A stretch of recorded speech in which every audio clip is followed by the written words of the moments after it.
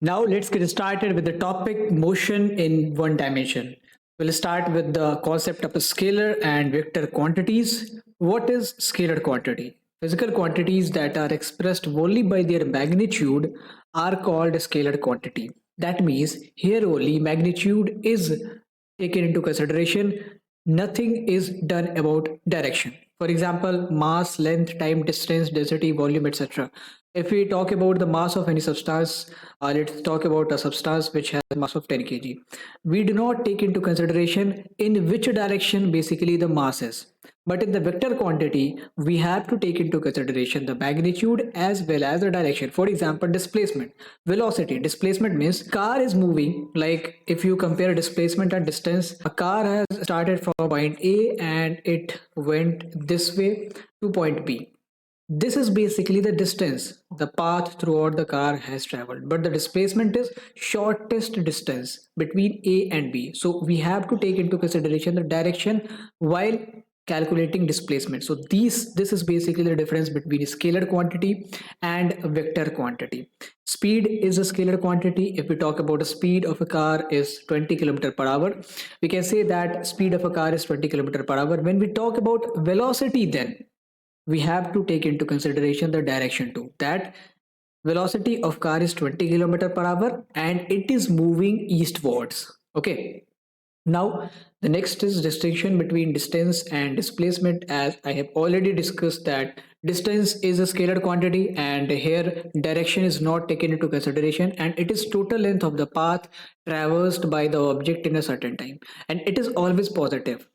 But displacement can be positive, it also can be negative, and it can be zero too, because this, while calculating this displacement, the factor of direction is taken into consideration. What is displacement? It is the distance traveled by the object in a specified direction in a certain time. It is obviously a vector quantity because direction is being taken into consideration. Here you can see the example of distance and displacement. The car has started from this point and it went this way, okay, and it reached to the end. Now this will be the distance, but what will be the displacement? Displacement will be the shortest distance between start point, initial point, and the final point. So this is displacement. It can be positive, it can be zero, it can be negative. For example, a person started from point A and went to point B, then the displacement will be positive because it is moving away from the initial position. But if the person started from point A, came back to point A after traveling to point B, then the displacement will be zero because initial point equals to final point, means that as per the direction, the person has not moved even an inch, so displacement will be zero. So in that case, it can be either positive or negative or also zero. Now, distinction between speed and velocity. Speed is also a scalar quantity. It is distance traveled per second by a moving object. Now, velocity is distance traveled per second by a moving object in a particular direction. When we talk about distance, as distance is always positive, so as speed is also always positive because direction is not taken into consideration, but velocity can be positive or negative depending upon the direction of motion. And after one round in a circular path, the average speed is not zero. For example, let's take into consideration a circular path. A person started, this is a circular path, okay, and a person started from point A, this, it completes a full rotation and return back to point A. The distance will be this much. Okay, the distance will be the circumference of the circle, but the displacement will be zero because its initial and final point are the same. So velocity will be what? Displacement per time. So displacement is basically zero, and whatever the time is being taken, since displacement is zero, so velocity will be zero. And after, when we talk about circular paths, so when a body is moving in a circular path, the speed remains uniform, but the velocity is variable because at each and every point in a circle, let's talk about this point. You draw a tangent, this is in this direction. Okay, you draw a tangent to this point, this is in this direction. When we talk about this point, so every point, the tangent is basically unique. So when a body is moving in circular path, the speed remains uniform, but the velocity changes with each and every point of the circle.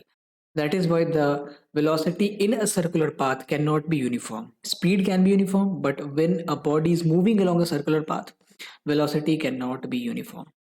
Now coming to the acceleration and the retardation. Acceleration is the rate of change of velocity with time. Retardation is negative acceleration. We can say when we apply brakes or because of friction, the speed starts decreasing. This is basically the scene of retardation. Now coming to SI unit of acceleration, it is meter per second square. The CGS unit of acceleration is centimeter per second square. The acceleration is also a vector quantity because direction factor is here being taken into consideration.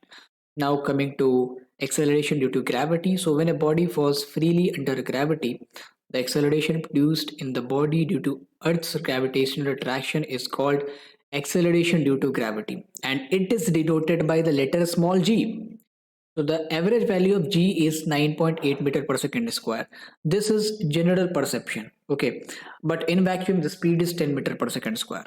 So on the Earth's surface, G is maximum at the poles and minimum at the equator. The value of G decreases with altitude and also with the depth from the Earth's surface. Okay.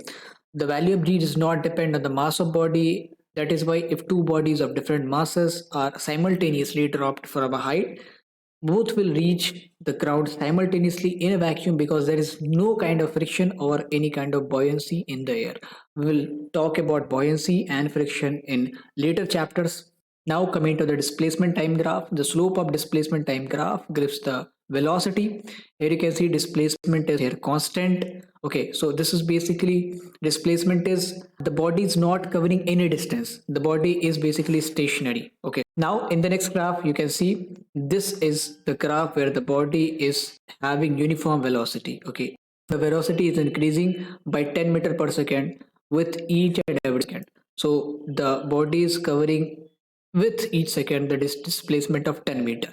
Now another graph, this is of positive as well as negative slope. Displacement can be positive, so you can see here it is growing, and since brakes are being applied, now displacement will be decreasing. So this is a negative slope. Now coming to the next graph, this is a displacement time graph with a variable velocity, non-uniform velocity. So coming to the conclusion of displacement time graph, if the displacement time graph of an object is a straight line parallel to time axis, then the object is a stationary. That means it is not having any kind of motion. If the graph is a straight line inclined to the time axis, inclined to the time axis, then motion will be the uniform velocity. The body is in motion with uniform velocity. But if the graph is curved, then body is having non-uniform velocity. Velocity is changing but non-uniformly. If this time graph, the slope of straight line gives the velocity of the object at that instant. So if the slope is positive, it represents the motion away from the origin, and if the slope is negative, it represents the motion towards the origin. Knowing the velocity of the object at different instants from the displacement time graph, the velocity time graph can also be drawn. So here we are having velocity time graph. From the velocity time graph, we can determine the displacement of the body in a certain time interval and the acceleration of the body at any instant at any point of time.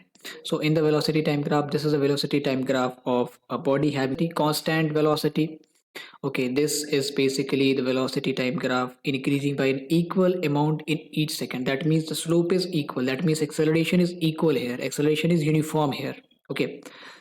Now the next velocity time graph here, retardation is uniform. This is a straight line, but it is inclined towards the y-axis. That means the acceleration is decreasing. That means this is the case of retardation. Now coming to the conclusion of velocity time graph for motion with a uniform velocity. The velocity time graph is a straight line parallel to time axis. If the velocity time graph is a straight line inclined to the time axis, then the motion will be in uniform acceleration. If the velocity time graph is a curve, then also acceleration is happening, but it is a case of non-uniform acceleration. Now coming to the next conclusion, the slope of a straight line gives the acceleration at that instant because the slope of velocity time graph is basically the acceleration. So if positive slope is there, that means velocity is increasing with time. If negative slope is there, that means velocity is decreasing with time. That means retarded motion, retardation. And the zero slope implies that motion is having with uniform velocity, constant velocity, no acceleration, no retardation is there. Okay, knowing the acceleration at different instants from the velocity time graph, we can draw the acceleration time graph also, and the area enclosed within the velocity time sketch and the time axis for a certain time interval. gives the displacement in that interval of time. So the area above the time axis gives the positive displacement, while the area below the time axis will give the negative displacement. Knowing that the distance or displacement in different time intervals from the velocity time graph, we can draw the distance time graph also. So from one graph, we can easily figure out how to draw another graph. Now coming to acceleration time graph, here we are having no acceleration because the body is moving at uniform velocity. Now the next graph, here we are having uniform acceleration. The body is gearing up at uniform acceleration. Now here we are having negative acceleration, but it is also uniform. So it is a uniform retardation case. Now coming to the equations of uniformly accelerated motion, we have three equations: V equals to U plus AT, where V is basically the final point, U is basically the initial point, A is acceleration, and T is time taken. Second equation is S equals to UT plus half AT square. Third equation is V square equals to UA square plus 2S. These three equations will be very helpful in solving the numericals of this chapter. And when we talk about the numerical, we have a couple of them for you. The given figure shows the displacement. This is basically the figure. This shows the displacement time graph for the motion of two boys, A and B, along a straight road in the same direction. When did B start after A? So B is literally starting after A, and when B started, okay, it was already 2 hours late than A. So B is starting 2 hours later from the start of A. How far was A from B when B started? So A was at that point. When B started at second hour, A was at that point. This is the graph of A, this is the curve of A, this is the curve of B. So A was at this point, and when we measure the distance, this is 10 kilometer.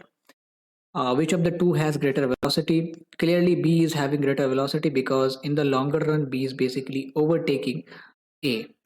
When and where did B overtake A? So B overtook A at the distance of 20 kilometer, and then the curve of B goes upwards and upwards. Now coming to the next numerical, a car travels with a uniform velocity of 20 meter per second.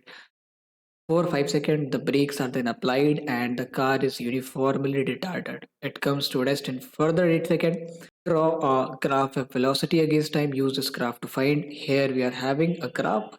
You have to draw it by yourself, but I have drawn it for your convenience. The distance traveled in first 5 seconds. This is basically velocity, and this is time.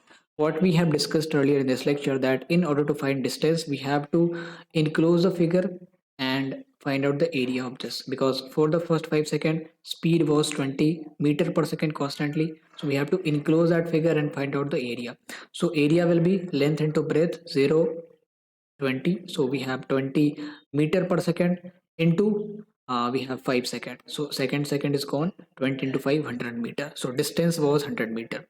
Then the distance traveled after the brakes are applied. Now if brakes are being applied, the velocity will decrease, and this is why you are seeing here the negative slope. So this negative slope create a triangle, that is BDC. So in order to figure out the distance, we have to find out the area of triangle BDC, which is 1 by 2 into perpendicular, which is perpendicular is BD equals to 20 meter per second, and into the base, BC is basically base, so it is 8 seconds. So we are having 80 meter as distance. Now total distance traveled is 100 plus 80, and that equals to 100 plus 80 meter. Acceleration during the first 5 seconds, since for the first 5 seconds there was a case of uniform velocity, so acceleration will be 0.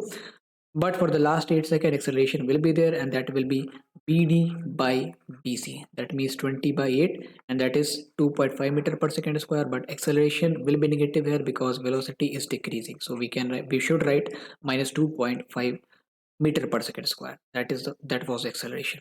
So that's all in this lecture.